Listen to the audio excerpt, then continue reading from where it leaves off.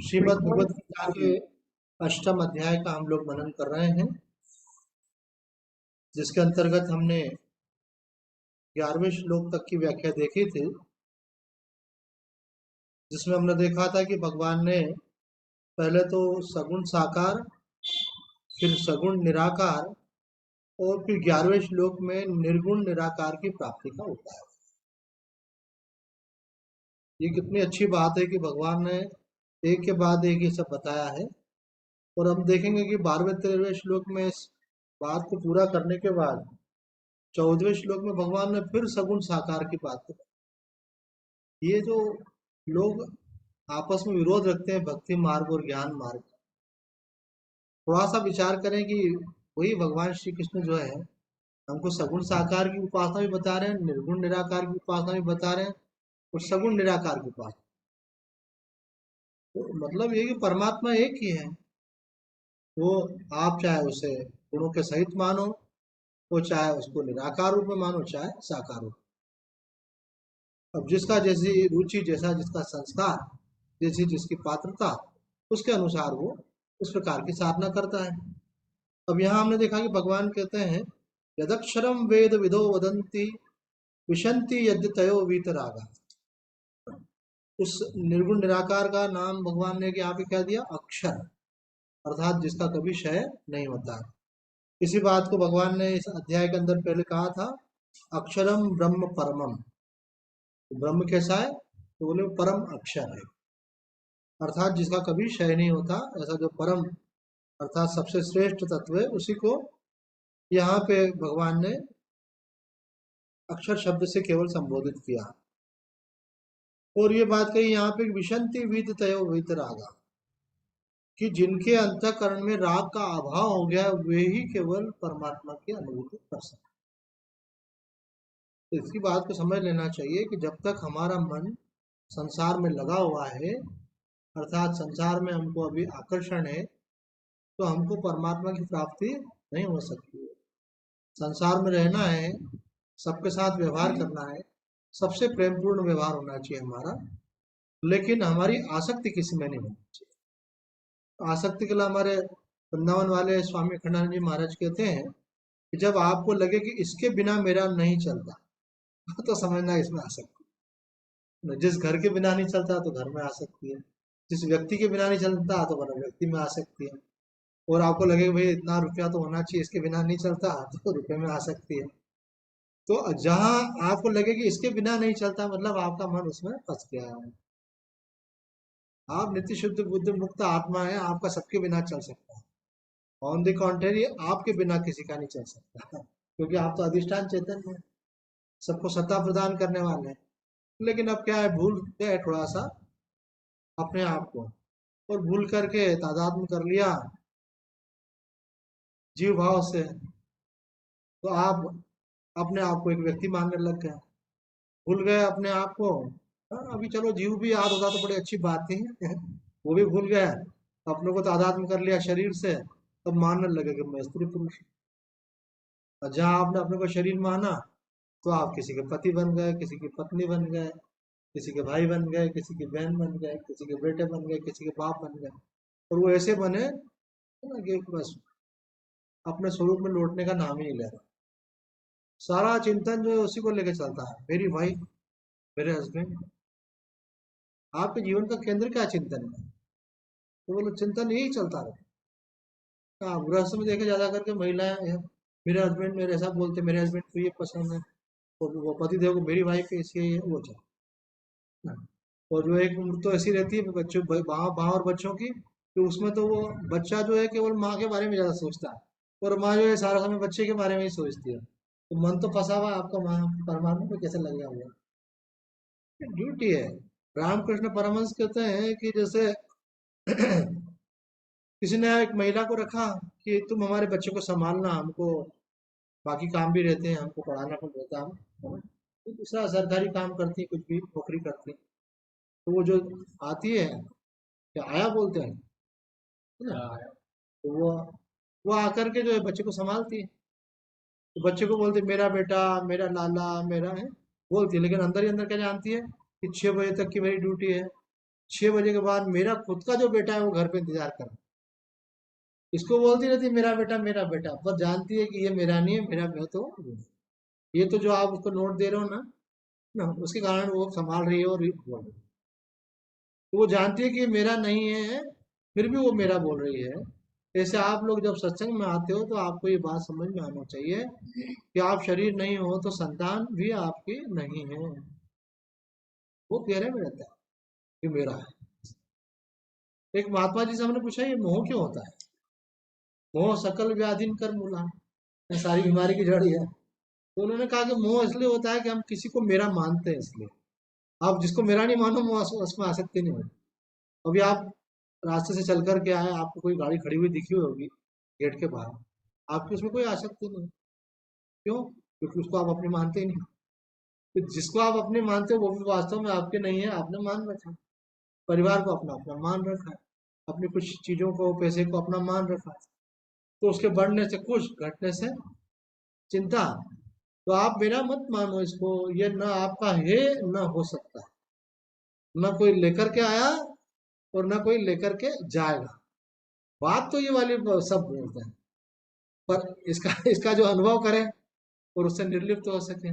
तो यहाँ कह रहे हैं विशंति विशंति यद्य तयो वीतरा, कि उसका अनुभव कौन करेगा? जिनका राग क्षीण हो गया है, जिनकी संसार में आसक्ति नहीं है।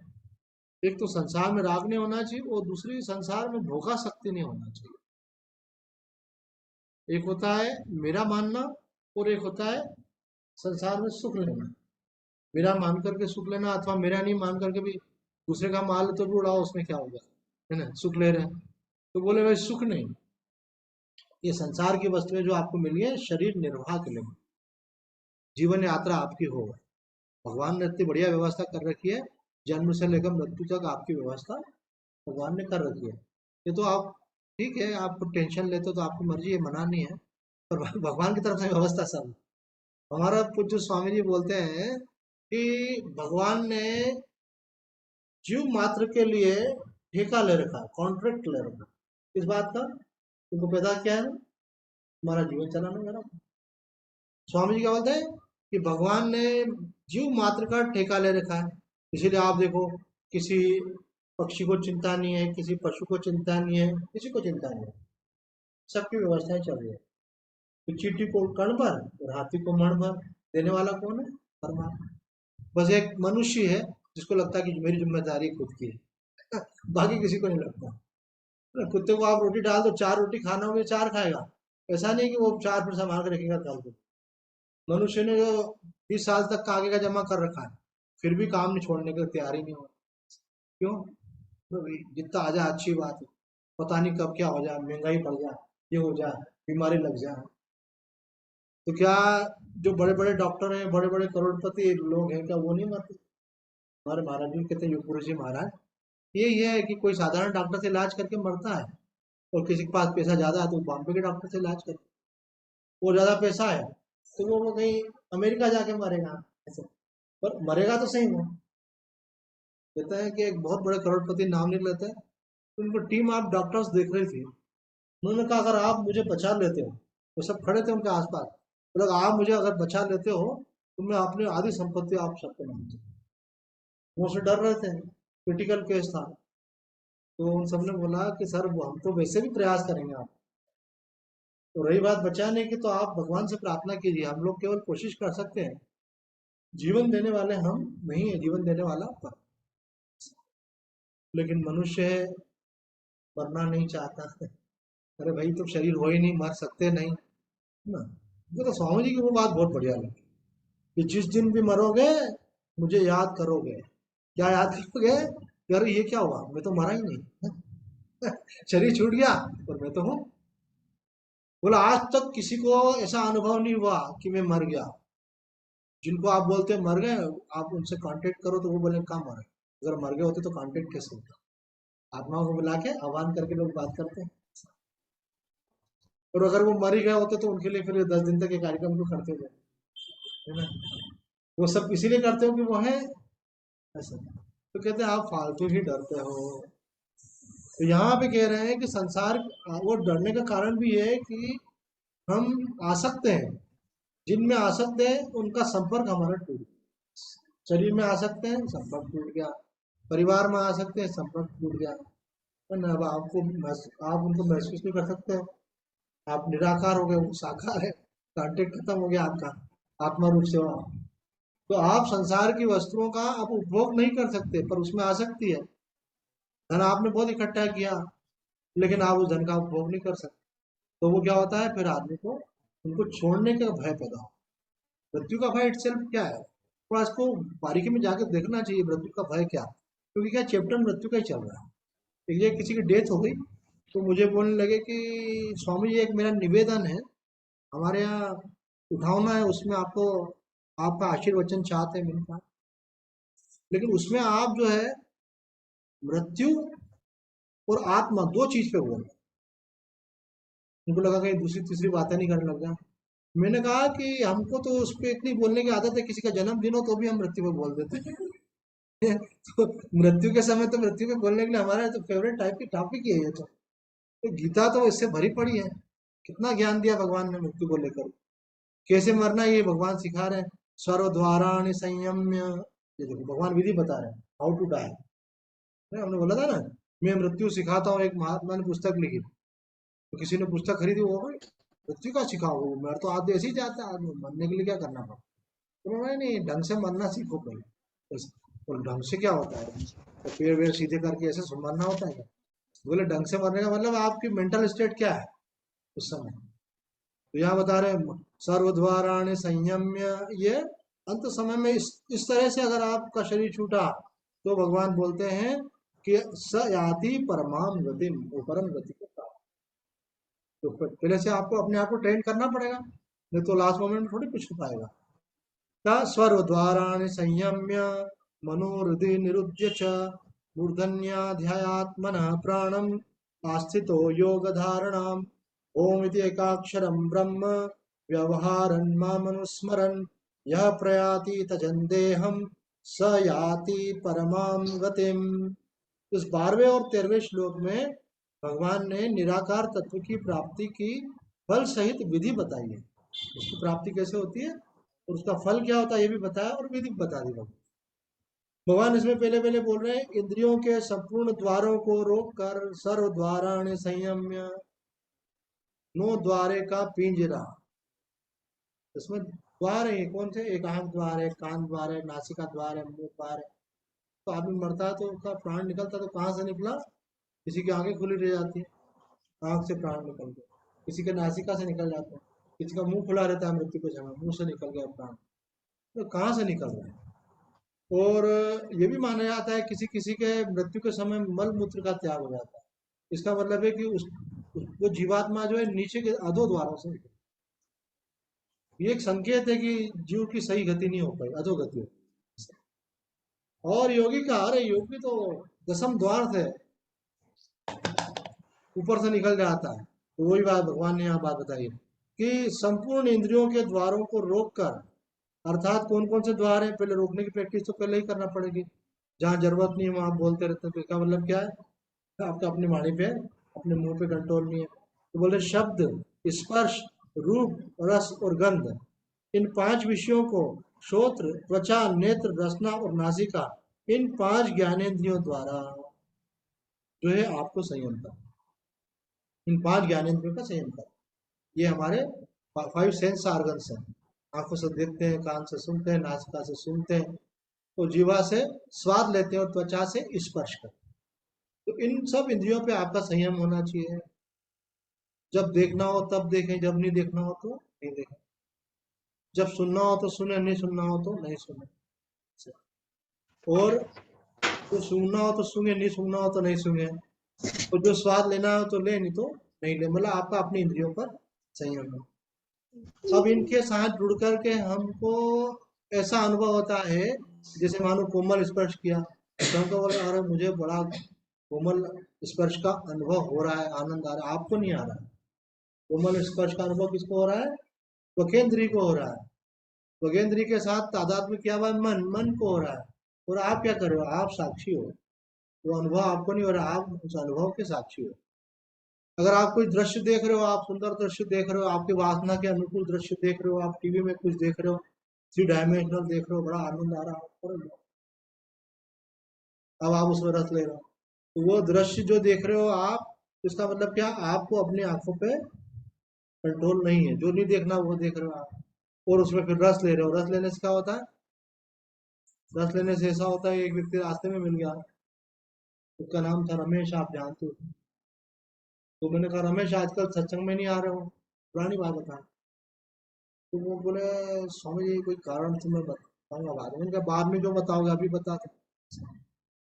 तो वो बोले कि क्या है कि आपने जो सत्संग का टाइम रखा ना, उसी समय वो टीवी का एक सीरियल आता है, तो मैं वो सीरियल में बहुत समय से देख रहा हूँ, तो अभी क्या है, अभी मेरा सत्संग में मन नहीं लगता, ये फंस गया ना मन उसमें। ये तो बड़ी कृपा है कि ये यूट्यूब पे भी दे देते हैं, बाद में देख लो पर तुम तो वो भी नहीं कर पा रहे हो, तुमको तो उसी समय देखना है। ये तुम्हारे पास इतनी इंटेलिजेंस भी नहीं है कि चलो सब लोडेड रहते हैं बाद में निकाल के देख। तो आदमी कोई चीज देखता है उसमें फंस जाता है, कोई चीज सुनता है उसमें फंस जाता है, ये उसमें उसका मन आसक्त हो गया। तो यहाँ भगवान कह रहे हैं कि आपको अपनी इंद्रियों पे कंट्रोल करना चाहिए। ये तो हुई ज्ञानेंद्रियां।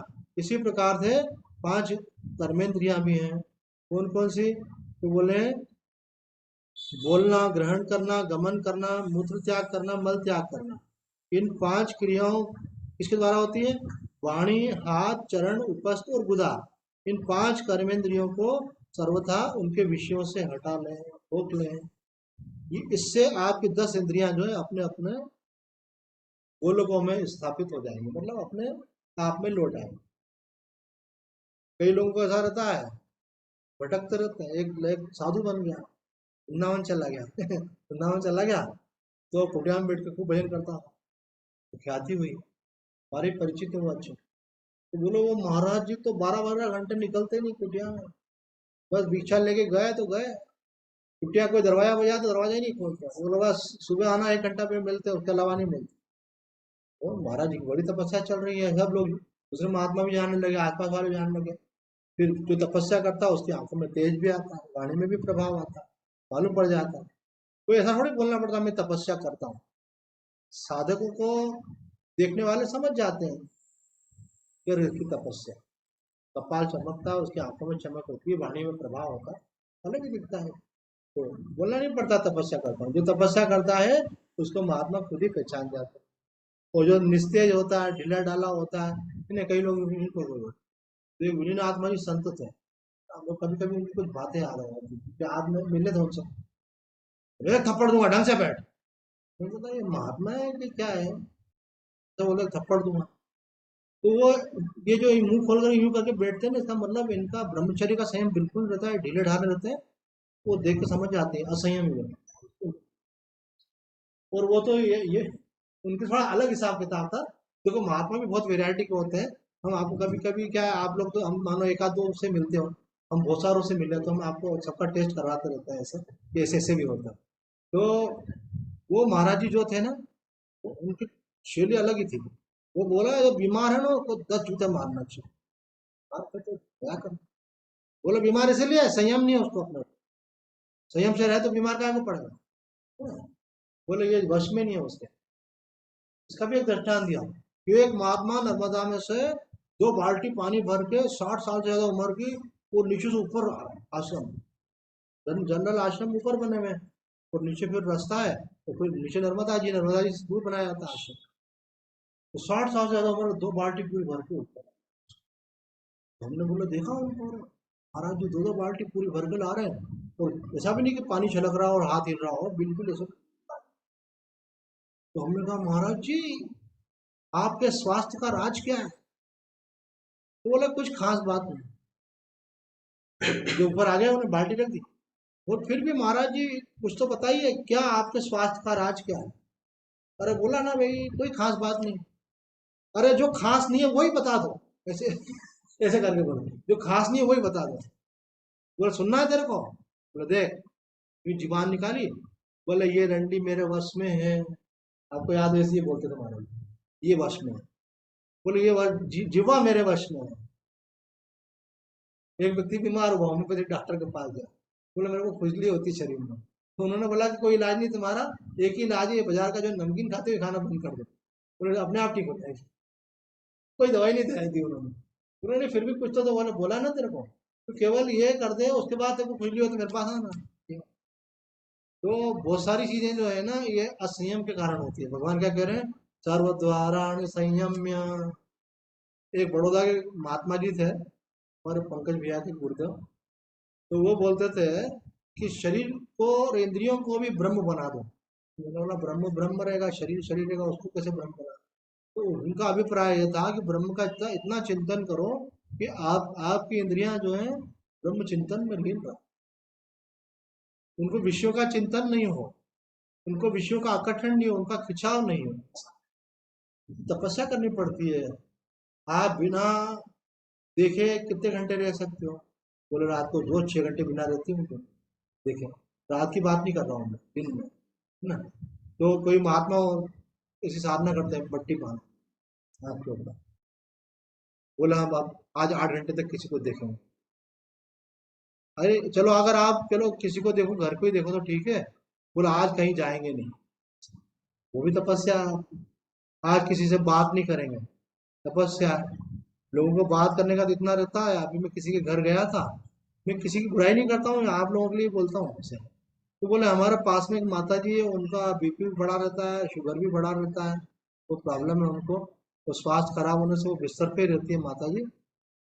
तो अभी मैं जब गया तो वो 2 बार दरवाजे तक गई, फिर आ गई। मैंने कहा कर क्या रहे हो? अरे बोले मैं जा रही थी उनको कुछ बोलने के लिए कि दूध वाला आने वाला है, आप दूध ले लेना, आवाज दे देना उसको। पर मैं इसलिए आ गई कि मैं अगर गई तो वो मुझे ऐसा रोकेगी कि आने नहीं देगी। मेरा क्यों? तो वो बोलेगी कि अरे थोड़ा सुनो तो सही, सुनो तो सही, और फिर बोलती जाती है। वो बात को खत्म ही नहीं करती, जब श्वास बाहर निकलती तब भी बोलती, फिर अंदर जाती है श्वास तब भी बोलती रहती, कहीं हाथ से निकल नहीं जाए व्यक्ति। और मैं बोलूँ कि थोड़ा मैं आती हूँ तो बोले अरे तुमको हमेशा ही काम रहता, सुनो तो सही। ऐसे इसको बोलते हैं खालीपना। ये जो आदमी ज्यादा बोलता है ना, खालीपना रहता है। एक घर में से बहुत वो हुआ, तो उन्होंने बोला कि सेवा करने में हमें कोई दिक्कत नहीं है, पर चुप नहीं रहते, कुछ ना कुछ बोलते ही रहते हैं। ये शांति से रहे हैं, तो उनकी सेवा करने में हमको क्या दिक्कत है? टोका टाकी, ये वो सलाह, अब सामने वाला मांग नहीं रहा, आप दिए जा रहे हो, टोके जा रहे हो, बोले जा रहे हो, सामने वाला त्रस्त हो जाता है। तो ये जो जीवान है ना, इस पे कंट्रोल करना आना चाहिए। इसका सबसे बढ़िया तरीका क्या है? थोड़ा मौन रखो। कोई कोई लोग क्या करते हैं, मौन रखते हैं और काफी ऊर्जा इकट्ठी हो जाती है। जैसे ही मौन खोलते तो फिर वो बिल्कुल एकदम उस एकदम से तो पूरी कसर निकाल देते हैं उसके। बोले मौन रखो, बोले ऐसा वाला मौन नहीं मत। तो एक माता जी नवरात्रि आ रही है भैया, आप सुन लो थोड़ा सा नवरात्रि के बारे में भी। चलो, तो कल से कि परसों, परसों से नवरात्रि। तो नवरात्रि में एक माता जी, आप महात्मा लोग बड़े तपस्या करते हो नवरात्रि में, और अभी अपन ने 2 दिन बताया भी, अनुष्ठान की विधि हमने अपलोड भी कर दिया यूट्यूब पे, वो वाला वीडियो। तो आप एक बात बताओ कि मेरे लिए भी तो कुछ बताओ इससे। तो मैंने बोला कि भाई जो सबके लिए हुआ आपके लिए भी है। बोले फिर भी क्या मौन रखूं क्या मैं भी? अलग से तो अच्छी बात है ऐसे। तो मैं बोले कितने है? मैंने कहा जितना ज्यादा रख सको। उन्होंने फुल मौन रख लिया 9 दिन। बढ़िया बात है। 9 दिन के बाद में क्या क्या आपने मेरे को मौन रखा दिया, मेरे को तो तबीयत ही खराब हो गई।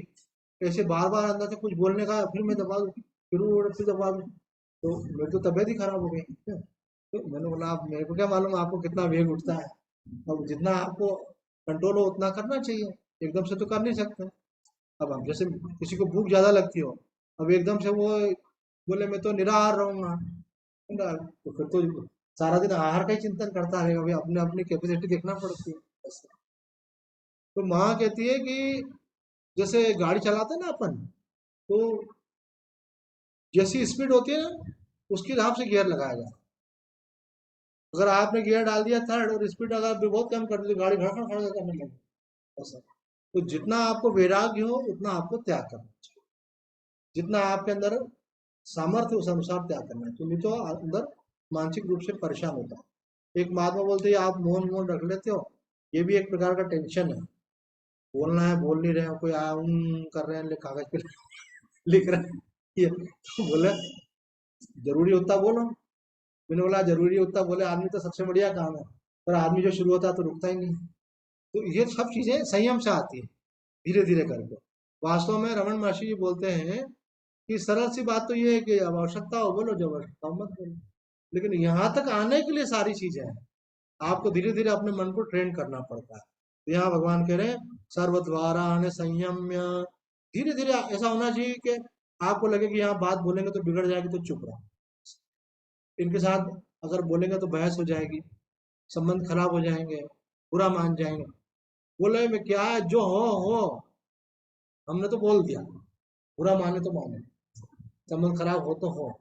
अरे भैया बोल के ना तुमको ना उनका भला हुआ ना तुम्हारा भला हुआ।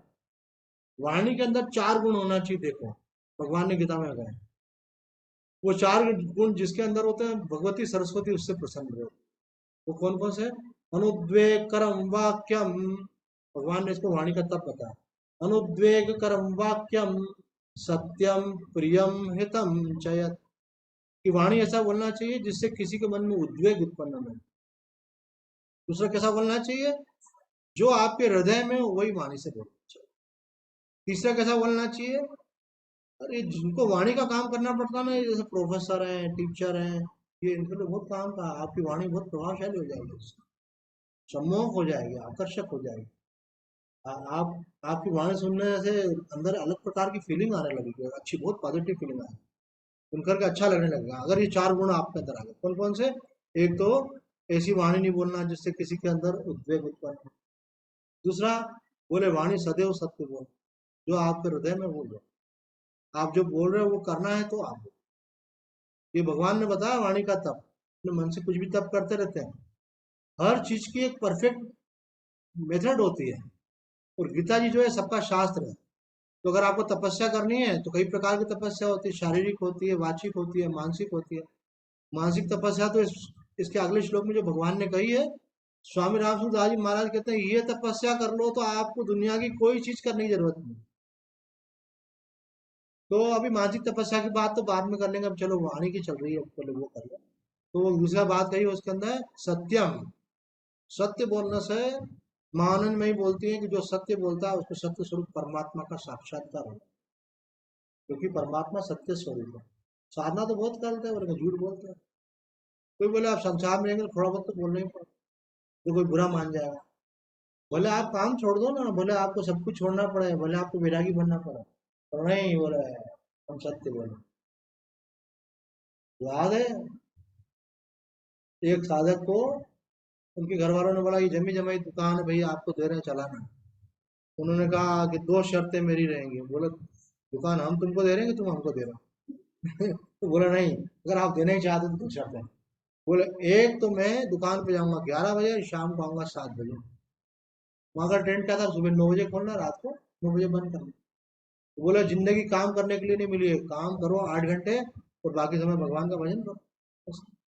बोले भैया तेरे को जो पसंद आए वो कर। जब बड़े ही परेशान होकर बोलते ठीक है तो 8 घंटे करो। दूसरी बात, मैं दुकान पर झूठ नहीं बोलूंगा।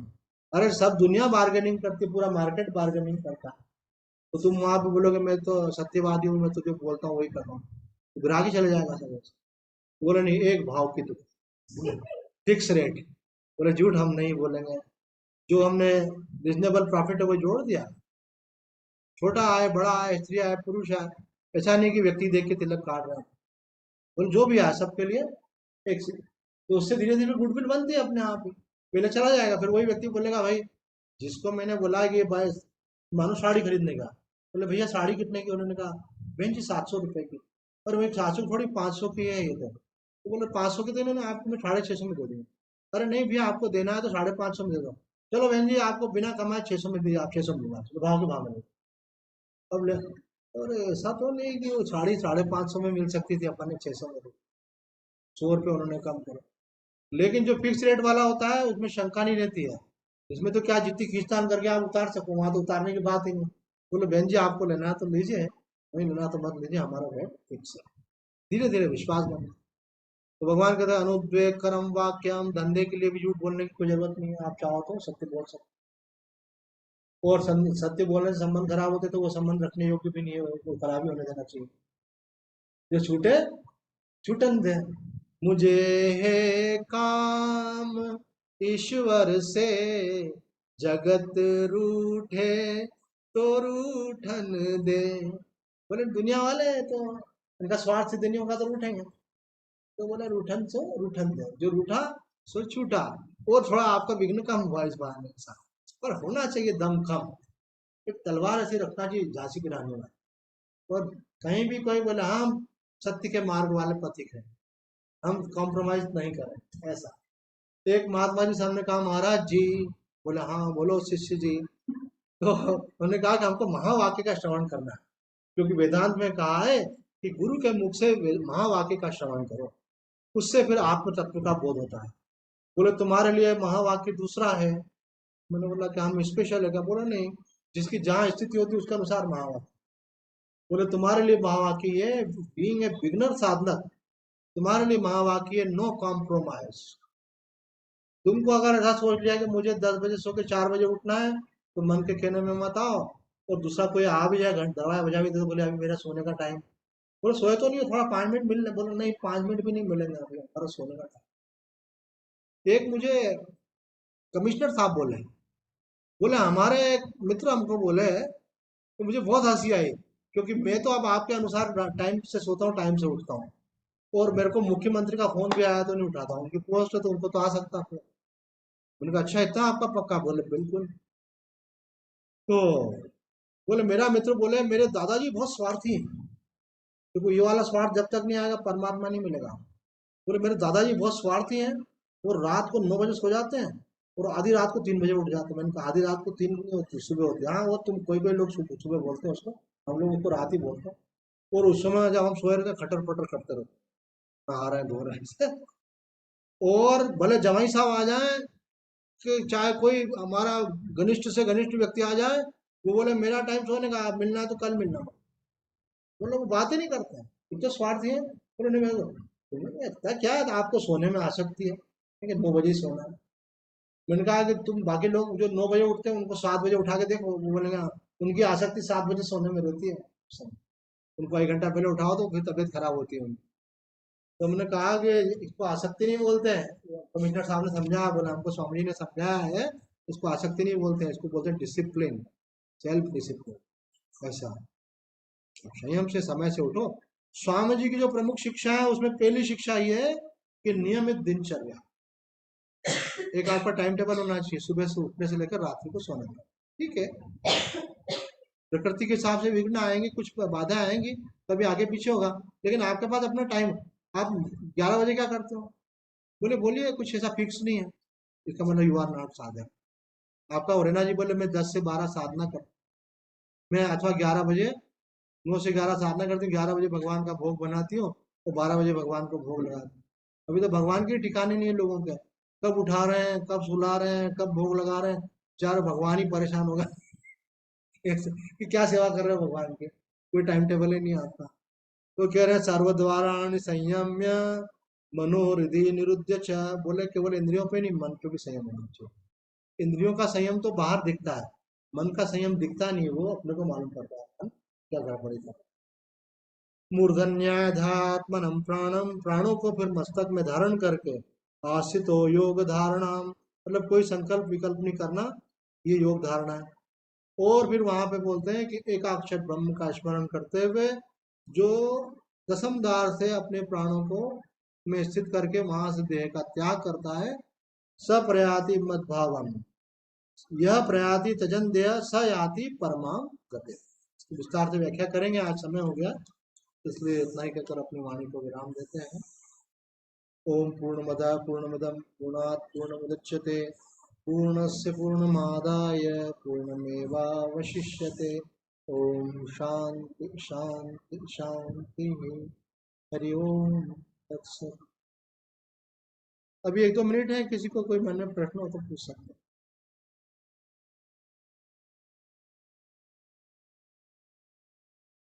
अकेले से फोन लगा के पूछोगे, ऐसे नहीं पूछोगे, ऐसे पूछोगे सबको फायदा मिलेगा भाई। हो गई मिलेगा।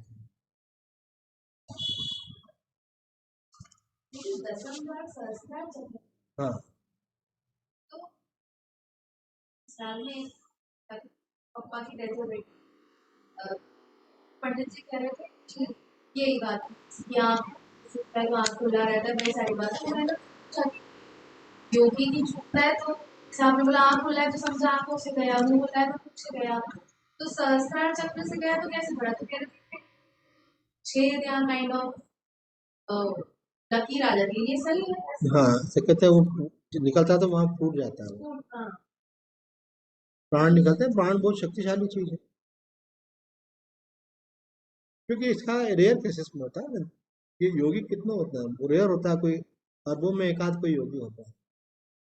भक्ति मार्ग और ज्ञान मार्ग के साधक मिलेंगे ऐसा योगी जो अपने प्राणों पर संयम करना साधारण बात थोड़ी है। उसके पहले ही बहुत सारी सिद्धियां हो जाती है योगी को। ये अगर प्राणों को वश में करने की योग्यता आ जाए। एक मैंने हमारे उज्जैन में एक योगी है, अभी सब बैठे हैं, अगर मैं उनको बुला लूँ यहाँ पे, शर्मा जी उनको बोलता हूँ, और आप लोग बोल सोच रहे होगे कि हम चले जाएं, मैं बोलूँगा 5 मिनट बैठो भाई, शर्मा जी आ गए, 5 मिनट बैठो। और वो एकदम ध्यान करेंगे और पूरे समष्टि प्राणों को अपने वश में करें। आप में से एक व्यक्ति भी 10 बजे तक नहीं उठ पाए, तो ऐसी हालत हो जाएगी तो आपको सबके प्राणों को वश में करके चुप करके उठा दें। क्या है वो, उनका सामर्थ्य ऐसे समष्टि प्राणों हो गया। जेके शर्मा नाम है उनका, वो बिल्कुल आपसे शायद परिचित होंगे, पास में रहते हैं। तो हमारा अनुभव हुआ कई बार का। तो कहने का मतलब है कि प्राणों को वश में करना मतलब बड़ी बात होती है। फिर आपको धीरे धीरे समष्टि प्राण पे पकड़ होने लगे। योगी के पास बहुत सारी सिद्धियां हो जाती पर कल भी बताया था व्याख्या में, लेकिन उनमें अटकना नहीं चाहिए। तो बोले अटके तो तब पहले होए तो सही है। तो बोले होएगी ऐसे थोड़ी ही, उसके लिए कस के साधना करनी पड़ेगी। ऐसे ढीली डाली से कुछ नहीं होता है। कमर कस के है। एक महात्मा जी ने हमको बताया कमर कस के का मतलब क्या। बोला आप मान के चलो कि अगर 24 घंटे में अगर आप 6 घंटे साधना करते हो तो आपको एक्सपीरियंसेस होना शुरू हो जाए। मतलब आपको ऐसा महसूस हो जाएगा कि ये जो हो रहा है ये सामान्य नहीं है, कुछ विशेष हो रहा है। कि याद किया वो आ गया, इच्छा हुई वो चीज मिल गई। ऐसा आपको लगेगा आपकी संकल्प शक्ति काम करना शुरू कर। 6 घंटे साधना करो। अभी नवरात्रि में करना है गणेश जी अपने, है ना। तो नवरात्रि तो खास टाइम रहता है। तो एक हमारे मित्र हैं, अभी उन्होंने नर्मदा परिक्रमा की थी। ये तो खत्म हो गया, अब आपको ही सुना रहे हैं। तो वो उनको मैंने बोला अरे यार तुम हम मिलने आते तुम नहीं आते। तो बोले मेरे पास कार नहीं है ना। तो मैंने बोला कार नहीं तो ले लेना, तो भागवत कथा करता था वो तो बहुत पसंद मिलता। तो वो बोले कि मैं अब कुछ भी नहीं करता हूँ, वो आ रहा है तो आ रहा है भले, पर मैं अपनी तरफ से कुछ नहीं करता हूँ, क्योंकि जब भगवान सब कर रहे हैं तो मुझे जरूरत क्या है। मैंने कहा क्या मतलब। बोले मैं पूजा करता रहता हूँ, 1 किलो घी है मेरा, जिस दिन मेरा आखिरी वाला चम्मच मैंने डाला तो मालूम है कल का घी नहीं है, अगले दिन कोई घी लेकर के आ गया। मैं ड्राई फ्रूट का भोग लगा रहा हूँ, वो मेरे मालूम पड़ा आज ड्राई फ्रूट